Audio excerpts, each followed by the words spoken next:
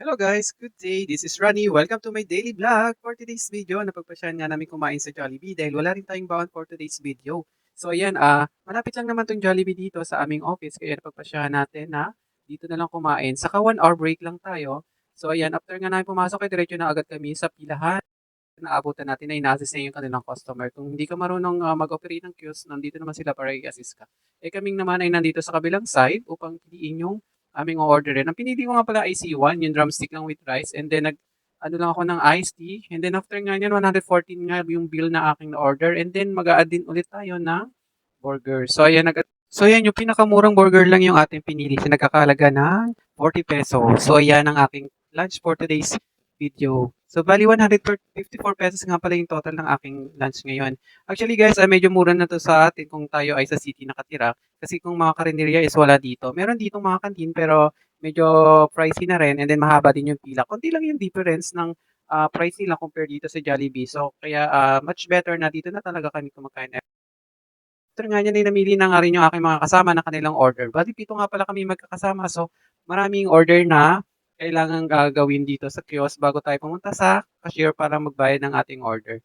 So yun nga So after nga namin makapili ay dinoble check natin yung mga order natin baka kasi may napasama na hindi naman nakasama sa pag-order or kulang pa yung order. So after nga i-double check ay meron tayong tinanggal na hindi naman dapat and then nag-add tayo ng additional order pa kasi nga 7 tayo nakakain. So ayan nga, after nga ma-finalize yung order, dinoble check ulit natin and then lahat na ay may order na and then agad naman natin check out para i-proceed na yung ating order. So ayan na and then iintayin nyo lang guys yung receipt dyan. Yun yung ipapakita natin sa ating cashier sa Jollibee. So ayan nga, after nga natin makuha yung resibo ay dumiretso natin agad ako doon sa dining table na ating pagkakainan. Actually, nag-reserve na yung kasama ko kanina para meron na tayong maupuan. Usually wala namang masyadong tao kaya hindi tayo masyado nahihirapan mag-abang ng ating mga upuan. And then, so habang naghihintay tayo ng order ay napagkwentuhan muna tayo sa ating mga kasama. Ito na lang, ngayon lang din ulit to na ulit kasi matagal tayong hindi nakapag-vlog dahil nga hindi nga rin ma-open yung aking Facebook. So after ilang minuto nga ay dumating na agad yung ating order. So in fairness dito kay Pag-Icom Jollibee, mabilis yung kanilang service. So ayan nga ang ating mga order. Kanya-kanya kaming order dito and then kanya-kanya rin kaming bayad. So ayan, marami kaming gutom ngayon kaya marami din kaming na-order. So yun, after ngang makakuha ng aking kasama yung unang serve, ay bumalik agad sila sa counter at para kunin naman yung pangalawa naming order. So ayan na, kompleto na yung ating order dito.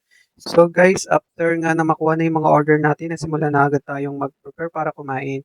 So yan nga, nagtanong nga ako kung bakit fried chicken yung manok ko, nag-request kasi tayo na Thai part. Favorite kasi natin yung Thai part. Kayo rin ba guys? Nasasarapan kasi talaga ako sa Thai part. Kaso wala daw available ngayon na Thai part dito sa Jollibee na kinainan natin. Meron lang is Thai part pero hindi siya maanghang. Pero ah, mas mura kasi yon. So, ayun. Kaya okay na rin tayo sa drumstick kasi masarap din talaga yung drumstick. Ang favorite ko talaga dito sa Jollibee kapag kumakain ako is fried Thai part or drumstick. Pero masarap talaga yung mga fried chicken nila dito sa Jollibee. Babalik-balikan mo talaga. Pero mas bet ko talaga is yung Thai part. So after kong matanggal yung watawat ng aking fried chicken, ay agad ko nang nilagay yung ating gravy. So nagdadagdag sarap to sa ating chicken. And then maanghang din kasi yung order natin sa pampabawas siya ng anghang. And then after nga niyan ay agad na natin nilantakan at sobrang gutom na nga natin.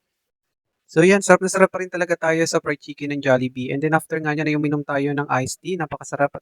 Matagal na rin tayong hindi nakakain dito guys. Hindi ko nga maalala kung kailan ako huling kumain sa Jollibee kasi hindi rin talaga tayo masyadong nagdilabas na. At later, before kasi lagi tayo nagbabaon na. Nagbabaon kasi ako dati ng lunch lagi. Pero ngayong araw na to talaga hindi ako nakapagluto. And then, kaya sumabay na rin tayo. And then, for the vlog na rin ito. So after ko nga guys maubos yung aking chicken ay kinain ko naman tong yummy burger na in-order natin. So 440 pesos lang yung isa nito. Umorder na rin ako nito kasi parang kinukulang kasi ako sa isang rice lang and then sa chunk chicken. So much better na nag-add na lang tayo ng yummy burger para solve na solve talaga yung lunch break natin.